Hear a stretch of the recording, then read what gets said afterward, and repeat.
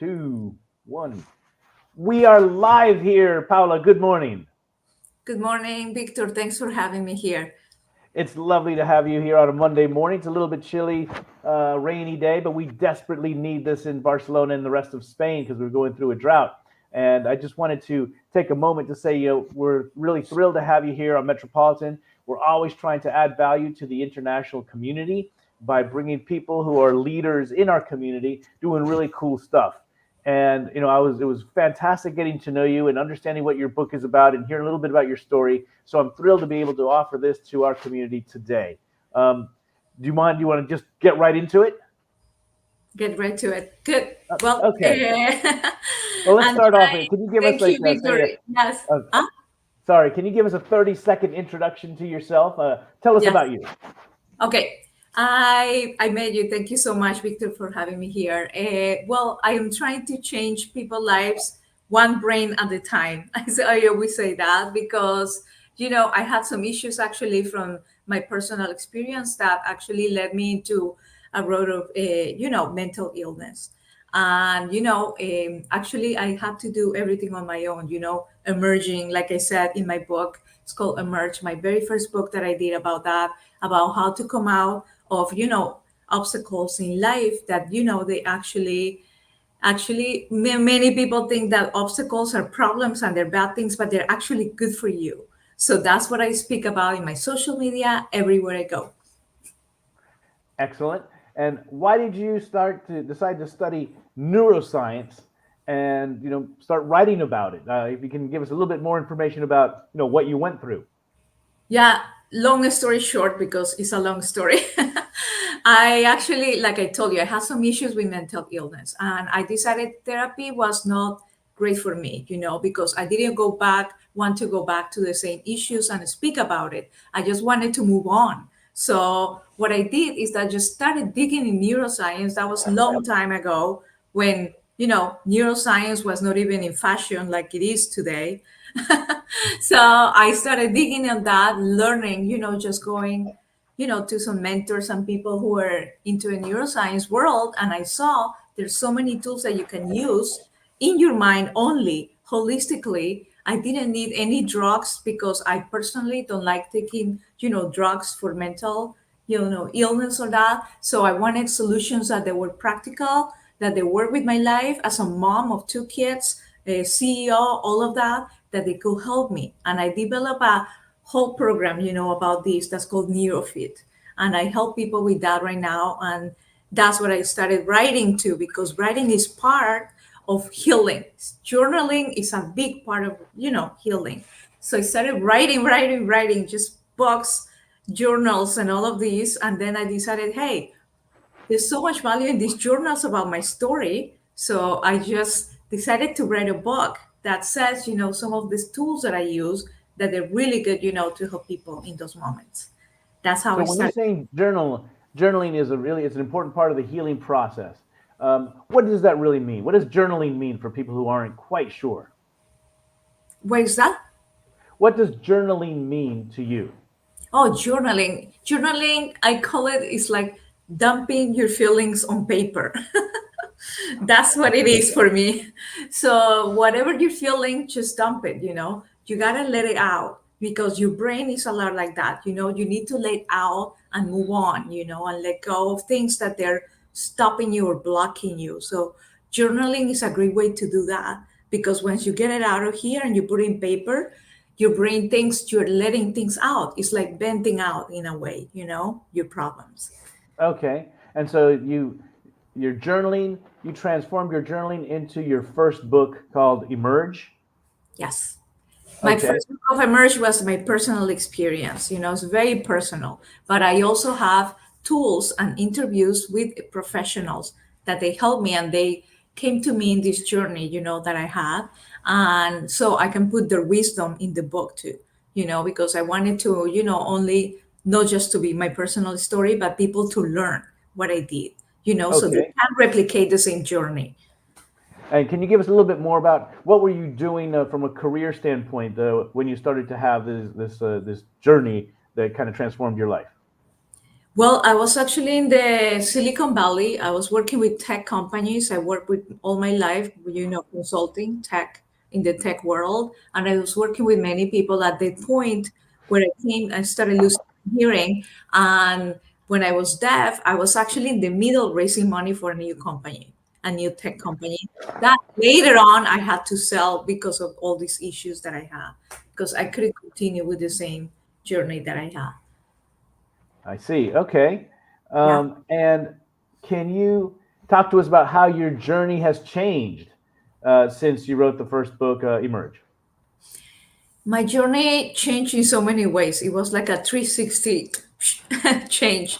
I was started here and then the whole journey. And when I came now today, I see that all these problems, like I said before, they were just things that they were rerouting me to a new journey that I had to discover, because my purpose now is to help people in any way I can, to better their lives, to move on, from all these problems, because problems are not that they're not negative, they're actually ways that they're helping you to really reroute your life and to find your purpose. So that's what I speak in my book. Finding your purpose and your mission is so important in life. You need to have one, when you're working. And I felt I was lacking a lot of that before, in my other life, that I call it before and after. So now, it's totally different. I am a new person, I would say. Okay. And so, what tips do you give people then when they feel their emotions are out of control, that maybe they're desperate and, so frustrated they don't even know what to do? Well, it's something very simple, but it's very hard for people to do. And it is going back to your senses. And going back to your senses is just being aware of where you are, who you are, just go into your senses, hear, see, touch, all our five senses help us to ground ourselves and to stop the amygdala reaction in our brain, because the amygdala is the center of the brain that gets you stress, gives all the hormones for stress. So you have to stop the amygdala from overreacting all the time, right? So connecting back, how to connect, and there are many ways to do it. Like I said, journaling is a way that I use to connect, with myself. And breathing is actually one of the best things that you can do. And people don't know that they think they breathe okay, but they're not. So breathing actually calms, our nervous system and our mind. It's like we're giving a massage to our brain when we breathe. Oh, So yeah. How those, does that work? yes, those two things are amazing and they're so simple. But people, it's hard to get, in a routine and doing all of these. And that's what I do So, with my clients, teaching them, to have the power and to have the control of their lives. so can you talk a little bit more about the breathing? Because I've heard this many times. So, how does breathing uh, help? I guess clears out some of the frustrations, or how do you use breathing? Yes. Well, breathing, most people, many people who don't know that they are under the cortisol rush in their body, cortisol is stress in your body. Hmm. They start breathing short, like a dog. Dogs, they're like all day, like with their mouth open. It's Uh like huh. that. Okay. So there are many people who don't realize they're mouth breathers and they're short breathers. So that's the very first sign to start, doing something with your breathing, because that means your body is under some sort of stress. When you notice your breathing is changing, for example, during the day, you feel stress and then you feel your breathing changes, then just start doing some mindful breathing. I recommend the 4-6-8 breathing. So 4 seconds in, in the air through your nose, 6 seconds hold the air, and 8 seconds out through your mouth. So that's the easiest way to connect with your body and to start breathing back again in a normal way, going back to your senses and shutting down, that stress in your body. Because like I said, breathing is connected to the nervous system and to the brain, of course. So when we're doing that, we're calming, that effect, of the stress in our body. So just start with the simple 468 easy exercise. I have so many different types of breathing that I teach people. Some of them are somatic breathing that they actually release even trauma from the body. They're extremely powerful breathing, exercises out there. Well, So, as you're talking, I find myself breathing in with a 4-6 at the moment. So yeah. how do you help people? Well, like I said, I help people to be in control because what I felt when I through my personal journey is that when your body is out of control, you don't know how to handle it. That's when the stress comes in and you get all this trouble. So when you are in control and you have tools and solutions that they're personal to your case, that you can use every day, it gets easier. So I help people with that normally, even teens, that because now our younger people, unfortunately, they're having a lot of anxiety, and a lot of stress in their lives, because they don't know how to handle their emotions. Also, because their parents, they don't realize when they're stressed, your kids get stressed. We're like Ah, mirrors to our kids. So it's amazing, because I get some teens that they're stressed and the parent, I don't know what she is stressed, but when we look at the mom, she's always anxious, she's always stressed, she's always, so it's you have to look at the whole picture and see where it comes from. So I help people, families, to, go back and give them amazing tools that they can do on their own, and we check every couple of weeks and see if those tools are working great for them. If not, we can implement other things. And then I also help people with, something that's very exciting for me is with the brain waves, because our brain waves are actually dictate how we feel every day. And people don't know this. So I work very closely with a research company that they actually work with brainwave research. And we're implementing that right now in Barcelona in a spa and having my own sessions one-on-one with people right now where we do somatic work and brain waves. So you can actually check how your brain waves are live in a session with me. So it's pretty exciting wow, and that's pretty, pretty cool. Well, yes. let me talk about emotional intelligence. You hear this a lot more now in the current debate, but the current, I guess, discussions in society. But what do people know, and how much do they really know about emotional intelligence? What should people know more about? It's unfortunately very sad to hear for me that many people don't know about that, about emotional intelligence, and it should be something that should be done from early years in the school. For me, I personally think emotional intelligence and meditation should be things that people should try, from early years, because it will change your life forever. It will make you a more, in control person, with your emotions, with everything in your life. It will help you with, cognition also. It will help you to be more focused, more, more productive. It will help you to, so many things in life. So I think if people know how to handle, a little more emotional intelligence about how to handle your emotions, it will change the world. So that's, my purpose now with all what I do pretty much is to teach people that. Okay. Let me ask you this. When you talk about emotional intelligence, what would you suggest change, as you mentioned, at an early age? Since early age, what I recommend is to let no, sorry, to tell kids to be more in control with their own emotions. Because unfortunately, when we're parents, we tend to see a kid crying and we say, no, don't cry, blah, blah, blah, all these things. And that's actually no good, because the kid, when you're telling them don't cry, you're telling him, shut down your emotions, right? So unfortunately, we see that's a problem.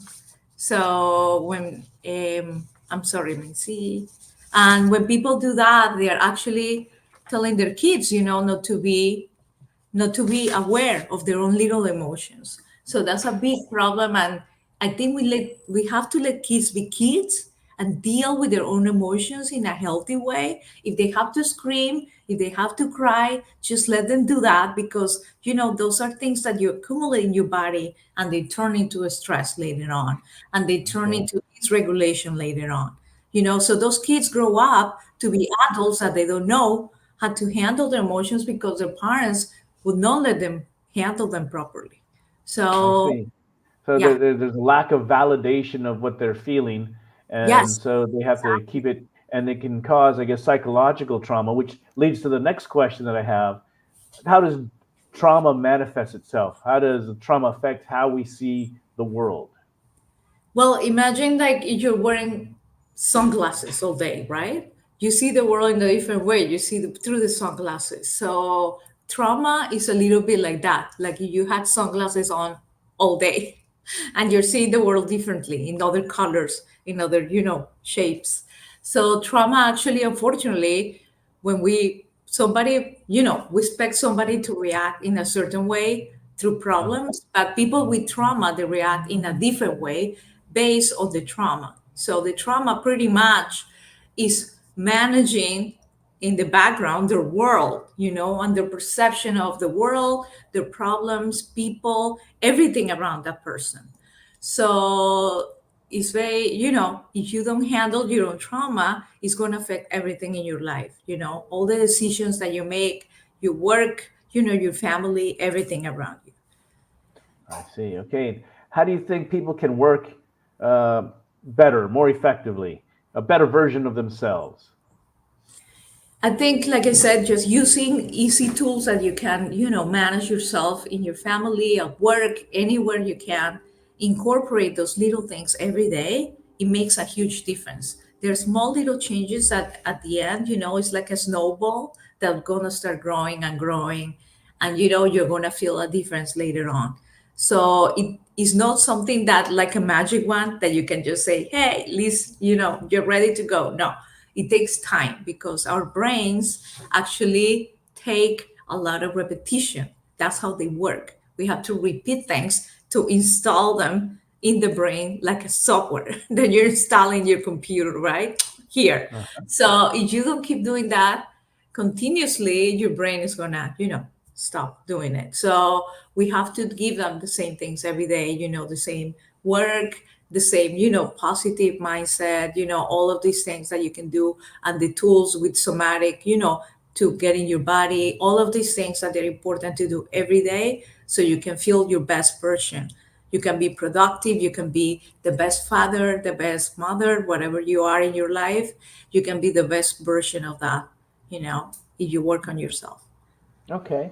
And then, with all this knowledge that you've achieved, and the experiences and triumphs that you've overcome, and some of the challenges that you might still have left, what do you think brought you to write your book, Emerge with Self Love?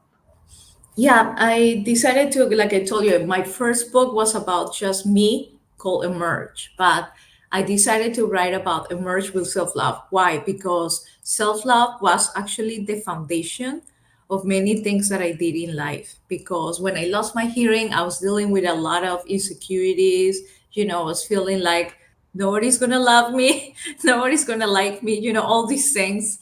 And I was dealing with a lot of that. So I had to do a lot of introspection, and work on myself to get back, to where I was before. But I discovered that the version that I was before actually was not loving herself very much. So I started doing all these little things, that they helped me accepting myself the way I was. Not only because I was deaf, but also my body, because I was always very critical about my body. I always attached to looks. People from South America where I am, they always think about looks all the time, and I was always battling things since I was a little kid with having the perfect body. I used to be a model when I was younger, and I had all this environment about people just being on looks, and you had to be skinny like this to be valuable and all of that. So I had all these things in my mind. I have to work through all of those, to get where I am right now. So I think only my journey is not enough. For example, I have wanted to bring other women who can also shine, their wisdom in their stories, because my story, there are other stories out there that people want to share. So I think by writing those stories, we're also helping others, to who are in the same situation, to find the answer that they need in their journey. So that's what I partnered with 11 amazing women that they're all, in different journeys in their life. CEOs, moms, uh, therapists, you name it. So they're amazing women that they, contributed with their journey to this. And they actually open up their hearts because some of those women, their stories are very, they're things that they never told, this woman never told anyone, and they're just writing them because they want to that to be out there in the world, help others with the same problems. So it's very brave to come out and say, that in a story, in your book, in your life. So I think that's amazing, and I want to share that with everyone out there. Yeah, actually, showing publicly for all to see their vulnerabilities and some of the biggest challenges in life, and that takes a lot of courage. I have tremendous respect and envy that because I've always wanted to write a book about some of the crazy adventures that I've been on, but I just haven't made the time. And I'm always kind of wondering who would want to even hear my crazy adventures. But lots of people tell me I should do it. I've been approached, but a question you have: these 11 women, I know a few of them. How did you select them from? Because there's so many cool people here in Barcelona. Great stories. How did you pick these 11 women? I could just probably put a page and say everyone applies, right? And have 500 people and 1,000 people anyway. But I didn't want to do that. I just went online and I started researching and going in social media and looking at with my team for women who had really amazing lives and stories in their personal journeys, and they had a personal brand. So when you have a personal brand, you're sharing yourself out there, right? What you do too, of course, because I do neuroscience, but I do share a lot about my personal brand, which is me. It's myself. I am very vulnerable in those things that I put on social media, and I wanted women who are not afraid to say what they think. So that's what I did, and I had a meeting with different women. Like I told you, there are many, many women, Uh-huh. and thankfully I got these 11 who are just the perfect team because I wanted people with different backgrounds and different types of stories. So for example, one of them was she's all about, she's a therapist, but she's also all about grief because she lost her mom and she was very affected by that. And grief is a big part of her journey. One of them was abused, the early age, and it was really hard for her, to step out until she just found, a motivation in her career and the beauty, and all of that she does in a spa here in Barcelona. The other person, she's an expat that she actually started really small and then she found herself in a new country, but she grew, so much out of that, and there's so many little stories that they have their own personal touch, and they're totally different. So I wanted to showcase different things. I could have people talking about the same, but I didn't want that. So I wanted people to showcase different stories that they were interesting and they could help people out there, with their own journeys. And do you see yourself doing another book? Yes, I'm thinking about another book, Okay. probably, but it still is in the works. It might be probably after the summer. I will start talking to some people about my new book, and I want to keep actually writing because that's the way I am now. I just want to put stories out there that they make people, find themselves, find their answers, and all of that. That's my purpose now. That I, really want to do. Okay. So how can people learn more about this great book, Emerge with Self Love, as well as your first one? Can we? Where can we get these books? Well, in social media, of course, in Instagram, I am the Mind Explorer. That's The my Mind Exploder. yes. And then I also have a website. It's called Neo Mom CEO. That was actually the original name that I started with years ago, Neo Mom CEO. So because that's the three things that I do: neuroscience, a mom, and a CEO. So and that's my website. So you can find all my classes, everything I do, in there. My books too, because the with this one, the last one is 4 books that I have been, in different things, and everything I do is in there normally. Okay. Well, is there anything else that you'd like to share? I think those are all the questions that I have today. Is there anything else that you'd like to share with people? No, really, I'm here for everyone who wants to learn more about that. And like I said, I'm taking appointments now in Barcelona, which I'm very excited because I normally work with a lot of people all over the world, but now we're going to be in Barcelona in this spa in Paseo de Gracia, which is amazing. It's an amazing spa, and we're doing the sessions there to rewire your brain and change your life. So that's all I. Excellent. Okay. Well, thank you so much.